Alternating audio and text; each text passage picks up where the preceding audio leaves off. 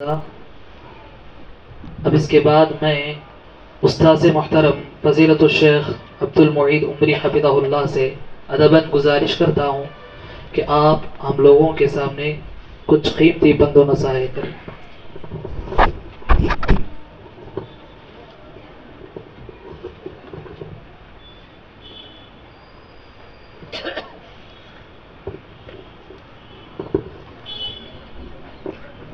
السلام علیکم ورحمۃ اللہ وبرکاتہ۔ بسم اللہ الرحمن الرحیم وبہ نستعین، اما بعد۔ معزز علماء کرام، ڈھولبالا پور کے جمعیت اور جماعت کے احباب اور پردہ نشین خواتین اسلام، ابھی تک آپ لوگوں نے ہمارے نوجوان علماء کی زبانی عذاب قبر کے تعلق سے بہت ساری باتیں سنی ہیں۔ باتیں تو تقریباً سب آ چکی ہیں، ابھی کوئی بتانے کی ضرورت نہیں ہے۔ قبر کا جب بھی عذاب، قبر کے عذاب کا تذکرہ کرتے ہیں، ہمیشہ یہ پہلو نمایاں کیا جاتا ہے کہ عذاب قبر، عذاب کی ہولناکیاں، جس سے آدمی کو کبھی ہے نا موت سے ڈر لگنے لگتا ہے۔ یقیناً عذاب قبر ہے، اس سے ڈرنا چاہیے، اس کا انکار نہیں ہے، لیکن آدمی اتنا موت سے ڈر جاتا ہے کہ موت سے دور بھاگتا ہے اور زندگی سے گلے لگاتا ہے۔ لیکن احادیث میں اگر آپ پڑھیں گے تو حقیقت میں موت سے ڈرنے کی ضرورت نہیں ہے۔ آدمی کو موت سے ڈرنا قبر کے احوال سے، قبر کے احوال سے کب ڈرنا پڑتا ہے؟ جب ہم دنیا میں اچھی زندگی نہیں گزاریں گے۔ جب اچھی زندگی گزاریں گے، نیک بن کر زندگی گزاریں گے، ایسے مومن کے لیے کسی قسم کی پریشانی نہیں ہے، وہ خوشی خوشی موت کو گلے لگاتا ہے۔ اس لیے بہت سارے لوگ انتقال کر جانے کے بعد ہمارے گھر والے بہت زیادہ پریشان رہتے ہیں، عورتیں، بچے، اولاد، سب اپنے باپ کی، اپنی ماں کی موت کو لے کر بہت پریشان رہتے ہیں۔ ان کے لیے صدقے جاریہ کی چیزیں کرنا چاہیے ضرور، لیکن حقیقت میں دیکھا جائے تو اگر وہ بندہ نیک ہے، ہمارا مرنے والا باپ، ہماری مرنے والی ماں، ہمارا مرنے والا بھائی نیک ہے، تو وہ بہت سکون کے ساتھ ہے قبر میں۔ یہ یقین ہونا چاہیے، یہ یقین ہونا چاہیے کہ وہ بڑی ہی دنیا کے سارے جھمیلوں سے جو ہے وہ آزاد ہو گیا ہے، اب اللہ تبارک و تعالیٰ کی رحمت میں چلا گیا، خوش ہونا چاہیے۔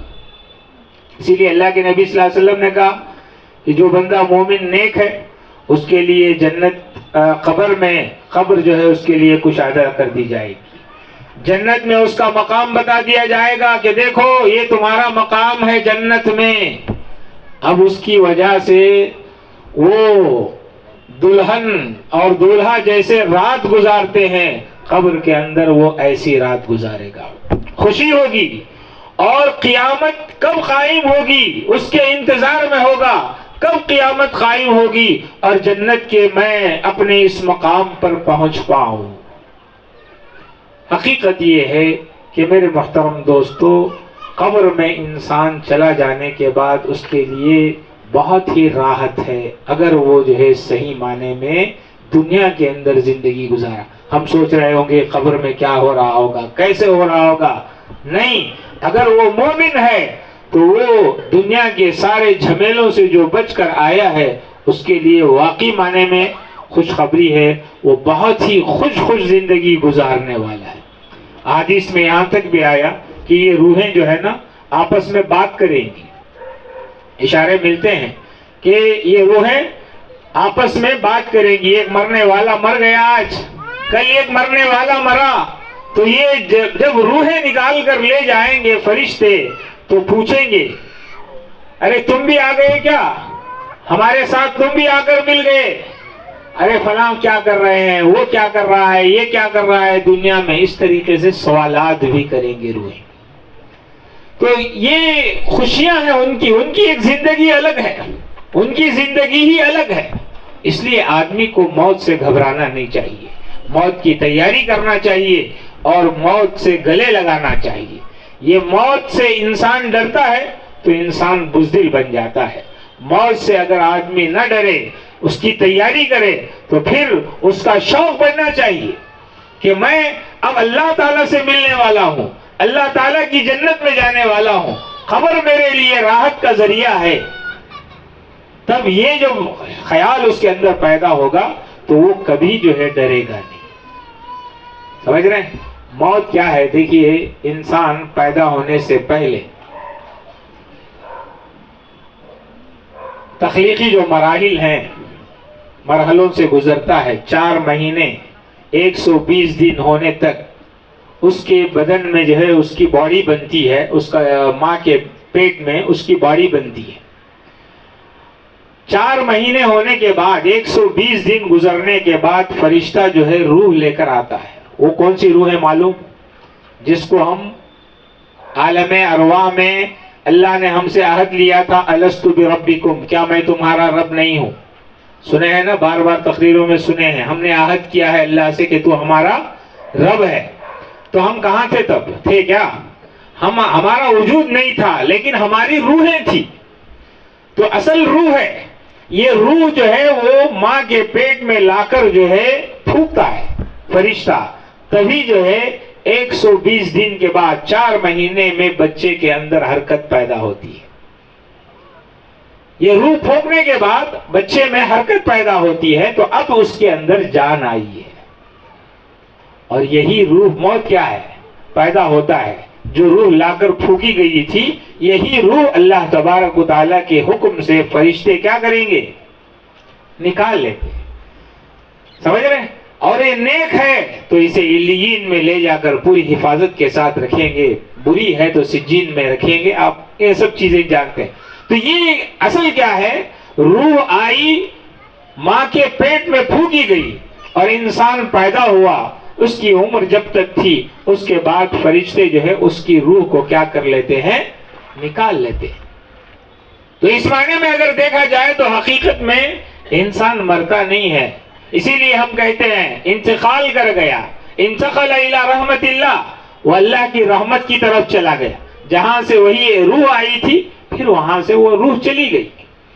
تو یہ ہے کہ ہم جیسے انسان، ابھی ہمارے بچے پیدا نہیں ہوئے ہیں، ہم ان کے بارے میں فکر مند ہی نہیں ہیں. ان کا کیا ہوگا، کیسے ہوگا، کیا، اس بارے میں فکر نہیں ہے. لیکن ہم مسئلہ یہ ہے کہ ہم بچوں کے ساتھ رہتے ہیں، ماں باپ کے ساتھ رہتے ہیں، تو ایک طرح سے ان سے انسیت پیدا ہو جاتی ہے، مانوس ہو جاتا ہے نا. تو اس لیے ان کی جدائی پر جو ہے یقیناً انسان کو کیا ہوتا ہے؟ غم لاحق ہوتا ہے. سمجھ رہے نا؟ تو یہ غم جو ہے لاحق ہوتا ہے، جس سے وہ اپنے والدین کو بچھڑنے کے بعد اسے جو ہے زیادہ تکلیف ہوتی ہے. تو بہرحال اگر آدمی نیک بن کر زندگی گزارے، یہ عمر جو اللہ تعالیٰ نے دی ہے اسے قبر کے احوال سے، عذابات سے، جیسے دونوں شیوخ نے آپ کے سامنے تفصیلات ذکر کی ہیں، اس سے ڈرے اور یہ امید اللہ تعالیٰ سے رکھے کہ اللہ تعالیٰ مجھے جو ہے جنت میں ایک گھر عطا کرے گا، قبر میں راحت کی زندگی مجھے نصیب کرے گا. تو پھر انشاءاللہ ہماری زندگیاں جو ہے امید اور کیا ہے، الایمان بین الخوف والرجاء، کہ ایمان جو ہے نا اللہ تعالیٰ سے امید کا بھی نام ہے، اللہ تعالیٰ سے ڈرنے کا بھی نام ہے. ایک طرف ہم کو عذاب قبر سے ڈرنا بھی ہے اور اللہ کے عذاب سے ڈرنا بھی ہے، اور اللہ تعالیٰ کی رحمت سے امید بھی رکھنا ہے کہ میرا رب ضرور مجھے جو ہے میرے ساتھ رحمت کے فیصلے کرے گا. تو پھر انسان موت سے ڈرنے کے بجائے موت سے گلے لگائے گا اور آخرت کی جو ہے زیادہ سے زیادہ تیاری کرے گا.